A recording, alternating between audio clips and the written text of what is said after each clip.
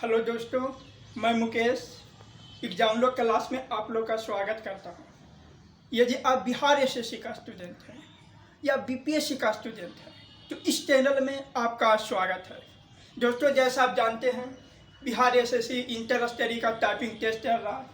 आज मैं भी टाइपिंग देने गया था, जिसमें वहाँ टाइपिंग सेंटर पर जाने में क्या क्या सुविधा होती है, क्या क्या सामान आपको ले जाना पड़ता है, वहाँ जाकर क्या गाइडलाइन फॉलो करना पड़ता है, इसके बारे में हम आप सबको बता रहे हैं।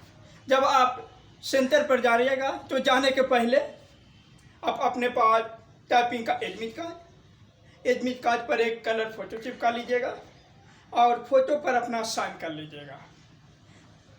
इसके साथ आपको जो मेंस का एडमिट कार्ड ले लेना है।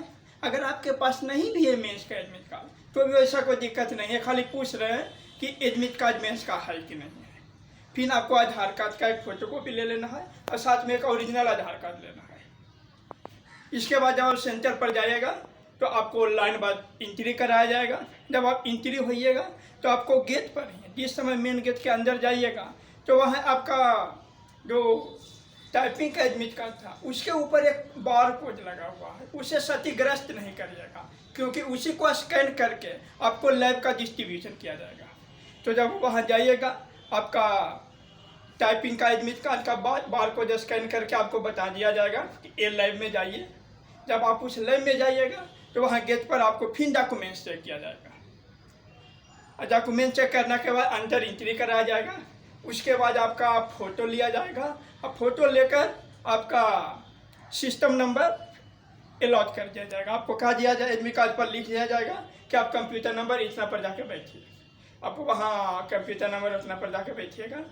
उसके बाद जब वहाँ खुलेगा तो उसको में ये मिला लेना है कि वो चेहरा माने जो आपका ही फ़ोटो है कि नहीं, और रोल नंबर नीचे लिखा हुआ रहेगा फ़ोटो पे, वो आपका ही है कि नहीं, ये कन्फर्म मिला लीजिएगा। साथ ही वहाँ एक गोल छोटा बॉक्स खुलेगा, उस बॉक्स में हिंदी इंग्लिश लिखा रहेगा और एक जगह मूव लिखा रहेगा। आप मूव पर क्लिक करके उस बॉक्स को इधर उधर स्क्रीन पर वैसा जगह पर कर दें जहाँ से आपका कोई भी कंटेंट देखने में कोई दिक्कत ना हो। बस इसी के साथ आपका टाइपिंग शुरू होगा। टाइपिंग शुरू होते ही पहले इंग्लिश टाइपिंग होगा, जिसमें 2 मिनट का मॉक टेस्ट दिया जाएगा। 2 मिनट का मॉक टेस्ट के बाद 10 मिनट का रेस्ट दिया जाएगा।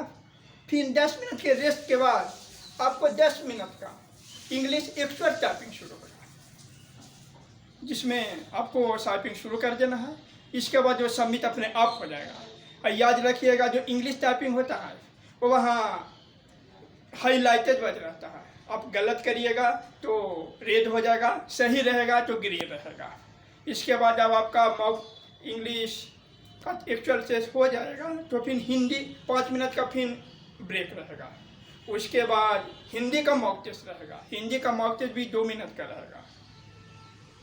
2 मिनट के हिंदी का मॉक टेस्ट के बाद आपको 5 मिनट का ब्रेक दिया जाएगा। फिर आपका हिंदी का एक्चुअल टेस्ट शुरू हो जाएगा। अब आप हिंदी का जब एक्चुअल टेस्ट दे दीजिएगा तो सबमिट करने के बाद आपको समरी आ जाएगा कि कितना स्ट्रोक आप हिंदी में किए, कितना स्ट्रोक आप इंग्लिश में किए। लेकिन एक बात अब ध्यान दीजिएगा आप लोग, जो शुरू में कीबोर्ड दिया जाएगा अगर उसमें ज़्यादा फॉल्ट नहीं है तो उसे बदलवाने का कोशिश ना के बराबर करें। अगर आपको लगता है एक कीबोर्ड में थोड़ा बहुत फॉल्ट है लेकिन हम मैनेज कर लेंगे तो कर लीजिएगा। क्योंकि ऐसा हुआ है कि मेरे बगल वाले स्टूडेंट थी, उन्होंने कीबोर्ड चेंज कराया और चेंज कराया तो जो दूसरा कीबोर्ड दिया गया उसमें बैक स्पेस ही नहीं काम कर रहा था। क्योंकि दूसरा कीबोर्ड जब मिलेगा तो उसमें टेस्टिंग का तो कोई ऑप्शन रहता नहीं है। इसलिए आप लोग को मेरा एक सलाह यही है कि कृपया करके कीबोर्ड ना चेंज कराने की कोशिश करें। बस आज का यही था दोस्तों, धन्यवाद। आप हमारे चैनल को सब्सक्राइब करिए, लाइक करिए और साथ ही अपने दोस्तों से शेयर करिए।